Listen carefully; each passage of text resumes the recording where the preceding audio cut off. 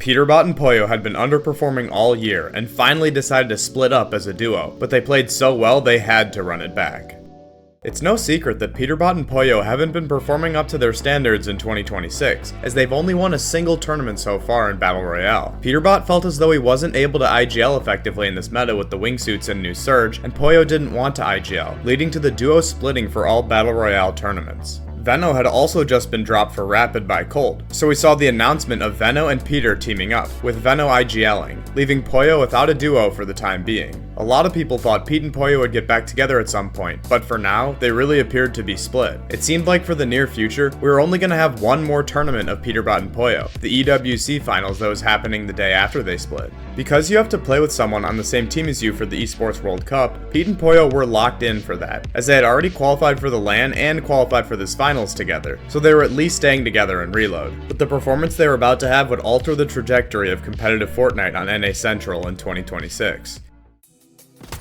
In Game 1 of Finals, they started out with a 6-kill 13th place, but Game 2, we started to see the Peterbot and Pollo we were used to. Pete and Pollo consistently use this strategy to start games, where because they are uncontested, Pollo lands at Slurpy Swamp to farm up and loot the whole POI, while Peter loots up quickly and pushes different players on the map wherever he sees a solo or fighting nearby to third party. In this first instance, Pete is far enough away where the opponents don't have visual audio on him and are distracted, so he's able to crash pad on top of Agers here and quickly wipe him out. He does go down himself here, but this is a part of their larger strategy, where Peter just respawns back in Slurpy where Pollo is farming up, completely safe. Peter only respawns once this game though, and him and Pollo just decide to play more passive and loot Slurpy here. They use this strategy I covered in my last Pete and Pollo video, where while they're looting, if they find one of the super launch pads, they throw that on top of the main building at Slurpy and continue to loot. Then, in this game, when the 4th zone is almost closed, they fizz high pad so they're able to either fly center zone or base up on a vending machine in Storm, and use their gold to heal until the zone opens up to them. The zone pulls far here, and Pete and Pollo notice a team above them, and go up to reuse their crash pad so they can save their shockwaves for as long as possible, as shockwaves are super useful in the endgame. Pete and Pollo accidentally land apart from each other when they crash pad, but instead of panicking and trying to get back to each other right away, they wait for zone to pull since they both have shockwaves if they need to rotate separately. The 7th zone pulls really close to them though, so they base up here for an early high layer.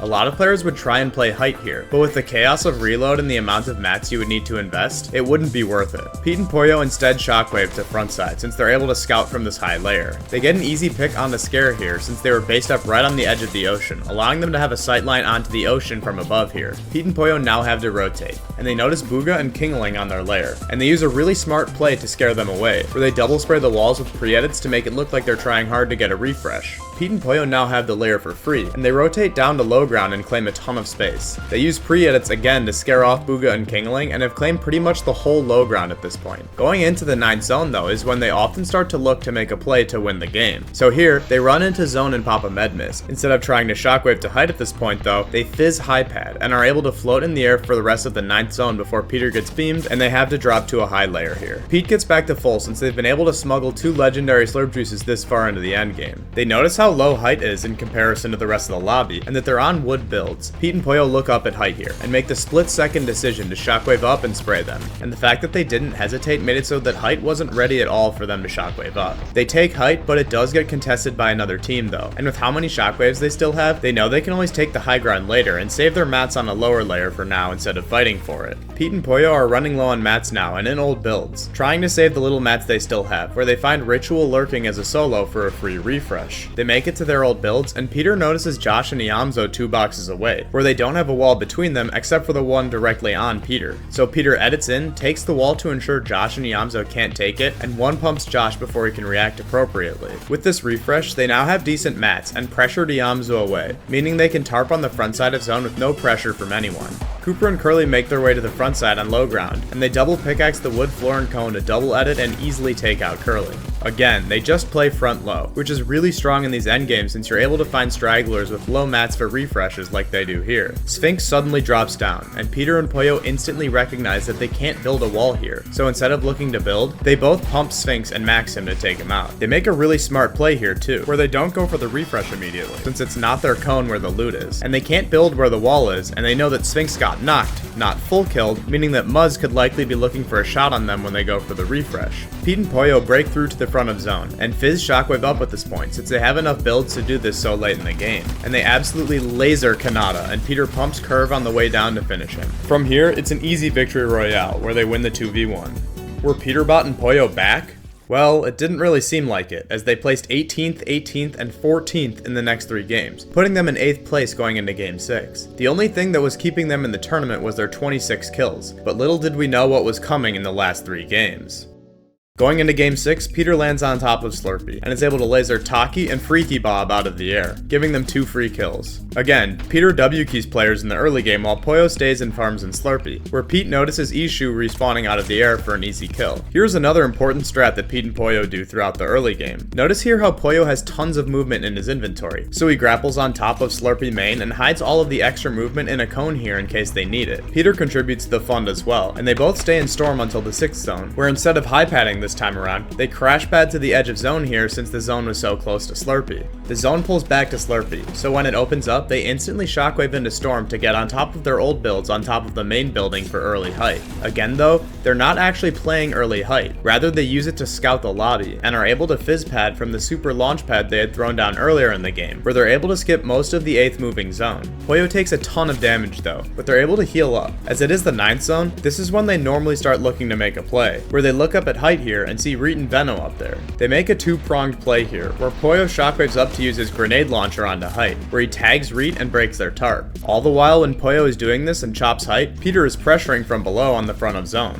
He notices Reet was connected to their tarp, where Peter places a cone in Reet's box and pressures the floor, forcing Reet to run out the front wall where he gets an easy pre-fire pump. Venno is now forced to go down due to Reet being so weak, so Pollo takes height from him for free. Because they were able to go back into Slurpee and take the high pad, they still have a ton of mats, where they're able to do reinforced tarps with hard mats from really high up, a distance from the lobby where players wouldn't be able to shockwave up and easily grief them. Since they have such solid tarps here, they just spray down to pressure the lobby and look for picks, knowing that even if they somehow get shot out, Peter has the fizz in case they need to drop. Pollo uses his grenade launcher to pressure, and they make it to the final zone on height pretty much for free since they're so high up. Peter drops down to look for kills while Pollo holds height, and he reacts to Cooper here for a pre-fire to take him out. It's now a 2v2 where Dolzier shockwaves up, and Pollo hits him with the perfect grenade launcher shot on his way down to knock him. From here, Pete pumps the weak Ishu to win the game, launching them into 4th place, 68 points away from Cold and Rapid in 1st place. They were getting closer, but they needed a huge game going into Game 7.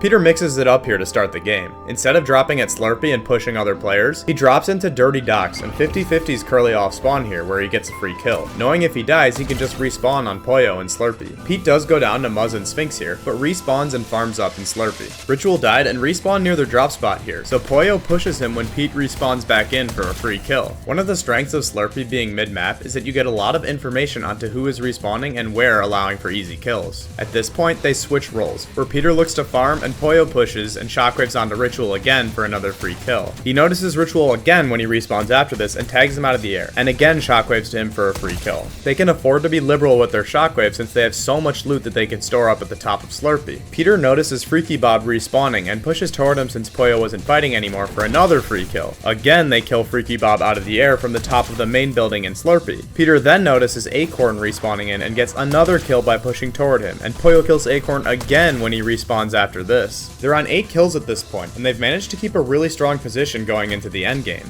Pete and Pollo sit in Storm for a while now, using the slurp barrels to heal and capping off their mats. They're able to crash pad into the dead side of zone here before the 6th zone closes. They pull zone here, allowing them to spray anyone rotating where they get a pick onto Higgs here. They go onto his loot here but get lobby focused, but they're able to use the extra mats they got from Higgs to expand in metal here, before crash padding once to their old base to stagger so they aren't out in the open for too long, and then crash padding to zone where they again take early height. This time though, they pull zone here and decide to play early height in the 8th zone since they have so many mats from the refresh on Higgs. Instead of trying to tarp on height here all the way to zone, until the storm reaches them, they sit in their tower and crash pad on top of everyone's tarp on the front of zone to establish height on the 9th zone, which is often when they really like to start playing height and start tarping. When the 9th zone starts pulling, look at how high up they are to combat any shockwavers. And Pollo gets a kill on the Sphinx, and fully takes out Ritual and Agers, while Peter takes out Dragon, RG, and Ishu by spraying down from height. fight. When they run out of hard mats and need to use wood, they constantly tap Fizz to make sure that if they suddenly are shot out, they always have the Fizz effect active so they don't take fall damage. They now have 14 kills and tap Fizz to drop down in the final zone where there are only 2 solos left besides them, where Peter's able to spray Osid and takes down Rapid 2 for a 16 kill win. Back-to-back wins. But Rapid and Cold also got a second here, as I mentioned, which wasn't good for their chances of catching up. Their 16 kills though would really help with this. Going into the final game, they were right on Cold and Rapid's tail, only 25 points behind. If they were able to win this final game and place first, it seemed inevitable that they got back together, as in the games where they really made it to the end game, they had literally won every single time. To start Game 8, Peter and Pollo played a little bit differently here. Both of them land in Slurpee to make sure they don't take any risks about dying early, and to set themselves up perfectly for the endgame since the gap they needed to close wasn't massive. They loot up as normal here, and Pollo finds this out of the chest. The overclocked pulse rifle, arguably the best gun of all time. There is important background to this too. If you remember back to the first big reload tournament ever, the 2025 Pro-Am, Peterbot and Aussie weren't doing too hot after the first 3 games. And in Game 4, Peterbot found the overclocked pulse rifle, which helped them get a 10 kill win, where he takes out Cooper in the final 1v1, who would go on to get second place after Peterbot's first in the Pro-Am. This almost felt biblical that Pete and Pollo found the overclocked pulse rifle here, and Pollo gave it to Peter to use, knowing what he was capable of with it. They loot all of Slurpee and base up on top of main, where they get cap mats and store all of their extra heals and movement items. The zone pulls pretty close to Slurpee, and Pollo gets a free pick here, and when the 6th zone is about to pop, they shockwave to zone and box up on edge. They get a far pull here in the 7th zone, and Fizz shock to zone here, and are one of the first duos in, allowing them to establish a high layer here to scout and make an easy rotate as they like to do. They notice some fighting on the back of zone, and Pete is able to take out Evan and Curve here for 2 more kills with the pulse rifle. The zone starts moving, and going into the 9th zone, they crash pad on top of everyone and take height as they like to do here. But crucially, Rapid and Cold were still alive and had 4 kills on a lower layer, and they needed to go down or Pete and Pollo would need a huge game to win. Pete and Pollo are on the high ground now with good mats, good heals, and the overclocked pulse rifle. At this point, the whole tournament rested on if they could win this game to beat out Cold and Rapid, and this is what they did.